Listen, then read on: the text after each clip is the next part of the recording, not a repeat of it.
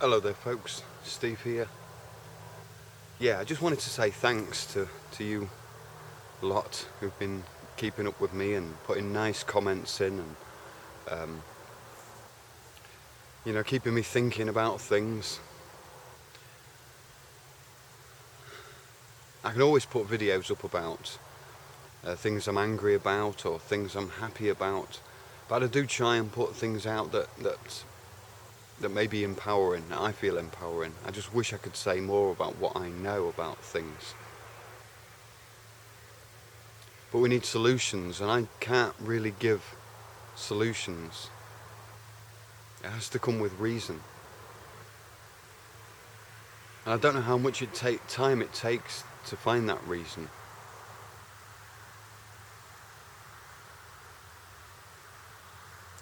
I get very frustrated with the world, and it clouds my reason.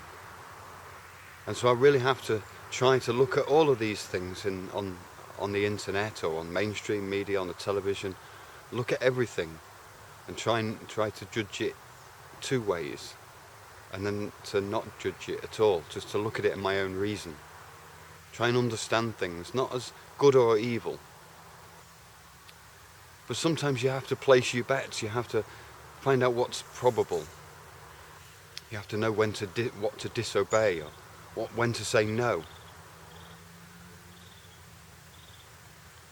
The truth is it's quite simple, but sometimes it's dangerous, especially if it reveals the weaknesses in somebody else's character or life. And that person will fight to death to keep their lie. And so it's a personal choice whether you want to fight to the death for the truth, or to fight for the death for somebody else's little lie. Now we're all forced in this system to use money and to follow laws and to obey the rules of society to a great degree. But I ask myself, who makes them rules? Who keeps them rules? For who are those rules? And when everything is just a monetary penalty, a fine, then the rich people have got enough money to just walk through life, paying parking tickets and speeding tickets and getting a lawyer when it gets too difficult, and paying an expensive lawyer to always win the case. The case won't even go to court because the opponent will be too poor to afford a lawyer and has got not enough knowledge in the law. So the rich people inherit the power of the system that we all build. Hundreds of men and women design things, tools, cars, machines. And those machines, like a car, has maybe 180 horsepower. That's 180 horses at one man's disposal. And that we have wisdom and creativity to thank, and not governments and evil. We have me and you and our people to thank for these wonderful things that we've made in life. These things that make us multitudes of power, that make us much more powerful as individuals. But it seems that power is only accessible to the elite, the rich, those who are born into families, those who have inherited big pieces of land that have actually been taken years ago, from just basically stolen maybe. And so we try to be good in this world. We try to be good people, not evil, good. We try to live the good morals. And people are not obsessed by money, but money is a necessity to live these days. And so we have a system that is an adversary to everything that's good. A system that takes us away from ourselves to follow money power, that gives us more power with that club. So it's a satanic system. It has the potential of turning everything into evil. It's testing us. And it's an adversary. Well, who is that Satan? Who is that adversary? You know, when the law changes, maybe you go to a company or make a telephone call or get a letter through your letterbox saying you must pay this or you must pay that. I'm sorry, sir, Company policy has changed due to the We're Going to Make Your Life Hard Act of 1966. No longer can you operate under this personal blah blah blah blah blah blah blah legalese, law speak.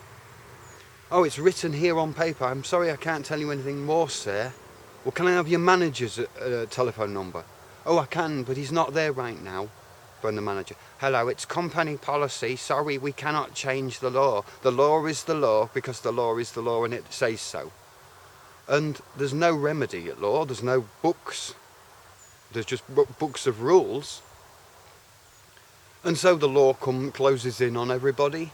The rules close in on everybody. The rich get richer. The poor get poorer. The poor become just a welfare benefit states because everything's been stolen off them. The land, the fun, the education, the resources, everything's been stolen from a lower class. The middle class are now serving Satan because they have jobs and they're getting paid, so they have the power of the state to go on holidays and buy themselves treats for not following good and just basically being tempted by Satan. And so this woman, hello sir, I'm sorry, company policy has changed. You know, she's a nice little woman. She's not Satan. She's working for Satan.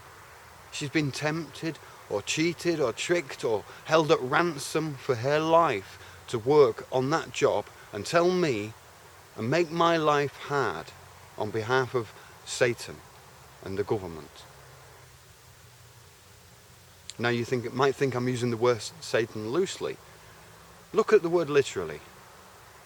Maybe you should look at a lot more words literally before presuming others are saying something. This system, it's an addictive power for many. And the people who have control in the system, they had strict childhoods. They were treated with obedience programming. That isn't a virtue of good. That is just control mentality. And you see these people in authority that exercise authority. But it's not even their authority because they didn't author the commands and the orders that they're following. So who is Satan? Who can I shout at in the morning when I get this ugly piece of spellbound legislation posted in my letterbox? Who can I expose my wrath to when not Satan himself? Satan is just a pimply little idea. But where is he? How can I shout at the wrath of Satan when we're all working on his behalf? Who am I supposed to shout at? On which platform do I go and say, hey, you are working for evil. You are doing Satan's plan. Look around at the world. You can't say that to anybody. You can't make anybody responsible for doing that kind of evil. And that's my problem. If it's all about making money in society, if the only thing that counts to society, if the only thing that counts to you and everybody else in society would be money, we're lost. We can sell our children.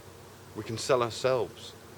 We can just dance like puppets in front of the upper class and get more money than to try and help the needy. There's no money in helping the needy. There's no money in free speech. There's no money in telling the truth. There's no money in being good.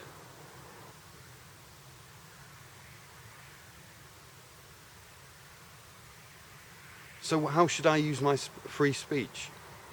Should I give everybody the best advice of their lives and say, become a banker, become a lawyer, buy stocks and shares, ignore the poor, ignore the needy, ignore the problems of the world, rape the land? And then there's the pessimists who will turn around and say, humanity really does think it's important. Humanity should just die out. We don't care. You know, I think,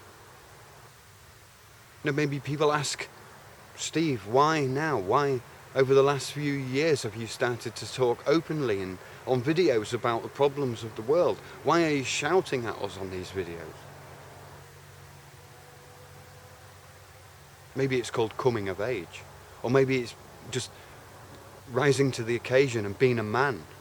Maybe it's realizing that there's no other option. Not for humanity. Maybe for me personally, I can always find a snaky way out. I can always steal something, borrow something, beg something, lie to somebody, to bow down to the rich and sneak my way in and get some more money, so that I can buy some new clothes and a new car, and then you can think that I'm wonderful. You can look up to me and think that I'm so successful because I have money. I must be doing something right. Things are turning round. It's time to get the money off the rich. And point the cameras on the rich. And get the truth. And start using our heads. And not letting ourselves get distracted with arguments amongst ourselves about what is the truth, what is the truth. I can guarantee we'll all be making an innocent mistake. We'll all be getting something wrong. But I can guarantee that that innocent mistake isn't an intentional evil mistake that's been made by corrupt people who are only interested in domination and power. The problem is in jobs, laws, education. And if we're not the ones to sort this shit out, if we're not the ones to stand up as men and deal with these problems, then basically all we're doing is asking for others or blaming others for not doing it. How many people are there on this planet? Is it somebody else's job to stand up as a man while we sit down and let it all happen and just serve Satan, government, obey paper, at the fear of just being outnumbered? I don't know the answer. But I'm not going to stop. I'm going to find friends. I'm not interested in popularity or clicks or views or subscriptions. That means nothing. That is a total distraction. And I'm happy that I've got such a small but dedicated group of people that really do understand a lot of the things that I'm saying and accept the things that maybe I say that are too much or even wrong. But a small group of people, even two good friends, if everybody of us had two good friends who we could call on at each time, and those two friends can have their two friends, and we all have small groups of friends that we can bring together, and we always have our door open for each other, and I always have dates set where we can have parties in locations outside, so we know that we've always got somewhere, and we're not going to close off to each other out of frustration. Because that day where you decide, this weekend I'm going to close my door, maybe the weekend where everybody just suddenly realised, or out of necessity, just decided there is no way to carry on. This system, this society, this law zone, this economy, this nation is driving me so crazy that my mind cannot make sense of it. And if it does not make logic and it's just chaos and nobody can explain to me what's going on, nobody can quote the law to me, then I don't want to play a part in it. I don't want that money. I don't want that fame. I don't want that popularity. I don't want people giving me credit from that system. I'd just rather walk through the woods and wait till it collapses enough that people see. But until that point, I want to collect people together. So if you want to send me your email or leave a message in your post box just saying, yeah, I'm with you, mate. And I don't answer all comments, and I don't have this community thing. Me putting posts up on it is my part to the community. I listen to you all, and I put what you all say into my posts, into my videos. And so I'm just a voice. And I try and reason before I say that voice. It's not about me, it's about us, it's about you and everybody, and about those who can't even help themselves. I can help many people if I was not disempowered all the time, not held back by legislation, not held back by false thinking, false ideas. I could help 10 people, 100 people, maybe 1,000 people, maybe more, with ideas and with bringing people together. I've been at this a long time. I'm not going to crack. So if you see me getting angry or frustrated, I'm just showing you.